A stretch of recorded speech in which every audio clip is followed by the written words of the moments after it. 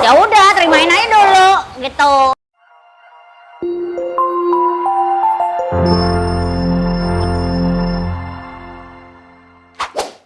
Selamat menonton dan jangan lupa di-subscribe ya.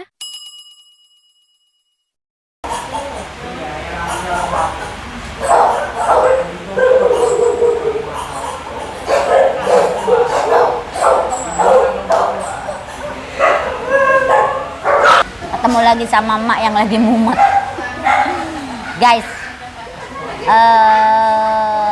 hari ini tuh ada 2 adopter, yang satu kejebak lagi, yang satu baru mau dijebak. Dan mereka sih berdua kejebak semua. Yang satu sudah adopsi beberapa bulan yang lalu dan nambah adik lagi. Nah, terus habis gitu aku bilang, nambah nggak kali ya, nambah. Tar dulu mak, sekarang dateng dong nambah adik gitu. Terus yang satunya lagi baru mau adopt gitu. Dan mereka berdua saya jebak lagi dan berhasil saya menjebaknya. Nah, kita kesana aja nih sama si bapak. Nah, Pak nih kita ketemu sama si ibu yang sudah saya jebak. Gimana ceritanya bisa adopsi di sini?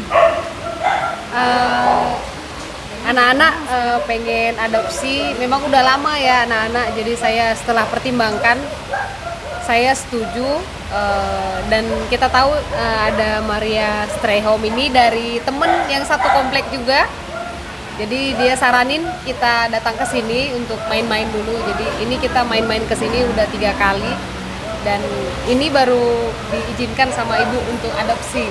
Kita dari pertama udah suka sih sama yang mau kita adopsi ini, tapi belum diizinkan. Jadi masih ada melewati tahap-tahapnya ini. Dipersulit nggak? Nggak dipersulit sih. Cuman mungkin ada penilaian-penilaiannya ya. Jadi puji Tuhan ya udah dikasih hari ini. Kita kirain masih dikasih minggu depan malah kemarin. Tapi aku nggak mempersulit kan ya? Iya. Gitu. Jadi ibu ini datang seminggu sekali. Jadi 3 minggu datang ya. Nanti kalau misalkan beliaunya itu adopternya bisa ngeyakinin aku, ya aku pasti kasih. Gitu. Secara finansial, secara rumah, secara mereka sentuh anak-anak preman, ya, kalau misalkan mereka sayang ya kenapa nggak aku kasih gitu. Itu guys ceritanya. Jadi tidak ada dipersulit ya Bu untuk adopsi di sini? Nggak ada dipersulit sih. Walaupun jujur aja awalnya takut ya, karena sempet temen juga bilang nggak gampang loh adopsi itu loh, belum tentu dikasih gitu. Jadi kita udah was-was, udah saya kasih tahu. Nah ini nggak segampang itu, karena namanya anak-anak ya udah ngebet banget dari awal, udah bilang langsung kita bawa pulang seperti itu. Jadi tapi saya tadi jelaskan. Anaknya juga ditanya juga kan? Ya tadi ditanya juga sama ibu ya, anaknya keseriusannya untuk merawat yang mau diadop tersebut.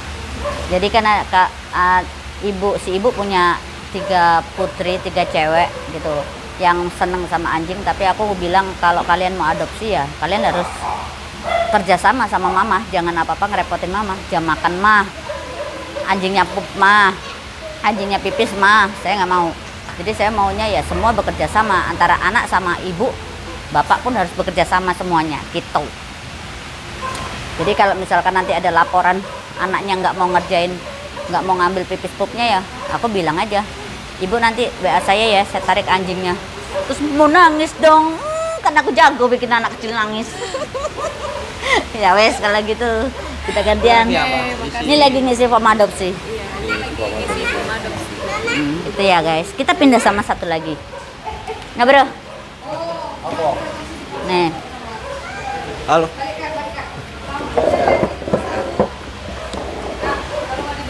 Jadi si bapak ini sudah pernah adopsi dari sini. Ini anaknya. Ini anaknya. Terus habis gitu saya jebak lagi untuk adopsi gitu. Dan terjebak dia. Ini trik marketingnya sungguh mengerikan ini Ibu Maria. Coba diceritakan. Ya sebenarnya saya ngikutin Ibu Maria ini dari zaman Covid ya. Waktu itu mungkin saya masih belum berani ambil adopsi karena masih ngontrak juga. Nah, puji Tuhan sekarang sudah lebih baik. Saya juga sering ngikutin Bu Maria aktivitasnya. Dan sekarang juga setelah saya adopsi beberapa bulan lalu, kayaknya kok saya merasa tergerak buat nambah lagi gitu. Selain digesek dipanas-panasin Bu Maria juga. Jadi kayaknya nambah lagi akhirnya hari ini gitu. Jadi kenapa saya memutuskan untuk adopsi dari shelter yang dimana shelter itu kan notabene biasanya stigmanya orang bilang jorok lah, kotor lah, anjingnya penyakitan lah, atau anjingnya nggak bisa dilatih, atau sering banyak ketakutan-ketakutan para first time owner itu biasanya kenapa selalu nyari yang puppy yang kecil, padahal anjing-anjing dari shelter di sini yang sudah saya alami sih justru malah gampang dilatih. Ini dalam sebulan anjing saya udah nurut, udah bisa beberapa perintah kayak sit, comment, stay gitu, down gitu. Jadi ya nggak ada sih yang namanya anjing shelter itu bandel, anjing shelter itu gimana ya, namanya anjing kan punya karakternya masing-masing. Jadi tergantung kita sebagai owner ya Bu ya. Ya. Jadi buat teman-teman pesan saya kalau mau adopsi anjing bisa dipertimbangkan main kesini dulu. Dan secara proses adopsinya juga Bu Maria cukup selektif kok, nggak langsung sembarangan orang dikasih gitu. Jadi ya coba aja main dulu sini, kenalan Sama muka judesnya Maria ya. kenalan sama ibunya, kenalan sama doginya gitu. Jadi ya pesan saya sih tetap adopt, don't shop, karena adopsi lebih baik daripada membeli. Kasih mereka kesempatan kedua untuk mendapatkan cinta kasih dan rumah mereka. Gitu aja sih. Tuh, itu guys. Jadi kalian kalau mau punya anjing ketemu sama aku yang judes ini gitu. Tapi sebenarnya aku tuh nggak judes yo. Enggak, baik banget. Enggak ya, Maria, enggak baik kok. banget. Enggak kan ya? Enggak. ngomong nggak judesnya terpaksa banget itu. Masih dalam tahap wajar karena memang adopsi kan juga harus selektif karena takutnya jangan sampai mereka terlantar 2 kali gitu loh. Ya. Itu saya setuju, saya paham itu konsep. Itu guys. Jadi kalau kalian datang ke sini terus melihat aku kayak ya udah terimain aja dulu gitu. Tapi habis gitu kalau udah kenal udah ngobrol ya. Yang ada mulut Maria ini tidak terkontrol kadang-kadang. Saya dulu pertama kali WhatsApp Bu Maria itu dibalasnya minggu depannya. Lagi COVID ya? Enggak, lagi mau kesini waktu itu. Oh, tak kira pas lagi COVID. Enggak. Pas lagi COVID saya yang belum berani. Ya Belum gitu jelas masa dah. depan. Tapi setelah berarti kalau aku nggak balas cepet itu karena aku mungkin udah dibaca tapi nggak dibalas kan? Itu berarti aku lali. Aku lupa untuk back lagi ke itu tuh aku lupa. Tapi kalau normal-normal aja nggak lupa ya pasti tak balas kan? Cepat. Saya. Jadi setelah adopsi juga kalau ada keluhan apapun dengan anak-anak bulu ini, saya selalu kontak Bu Maria dan mereka selalu ngasih saran yang cukup bagus lah untuk menjaga mereka. Karena sebagai first time owner juga pasti kan banyak kekhawatiran ya, apakah anjingnya bahagia sama kita, apakah nanti kalau sakit gimana, nanti susah makan gitu kan. Nah itu bisa konsultasi aja langsung sama mereka. Ya biasanya aku tuh kalau misalkan ada anak-anak diadopsi gitu, terus ada problem nggak mau makan atau anjingnya sakit, aku bilang jangan langsung bawa ke dokter, ngobrol aja sama aku bantu cari solusinya gitu, aku kasih tahu obatnya apa. Nah kalau misalkan nggak sembuh lah baru kamu bawa ke dokter gitu, jangan terus langsung bawa ke dokter.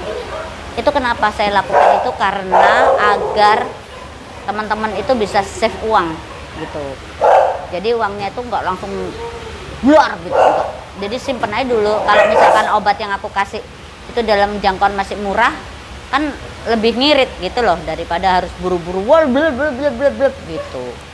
Ya wes lah. Tuh, nanti uangnya bisa buat pakai jalan-jalan sama mereka. Itu guys. Ya wes lah, ketemu lagi sama udah kan? Ketemu lagi sama Mak lain kali ya, dan doakan pengumpulan dana buat nebus tanah ini bisa kekumpul. Amin. Kalian orang-orang baik, Mak tungguin ya, cuma 100.000 per orang. Yuk, dadah, bye-bye.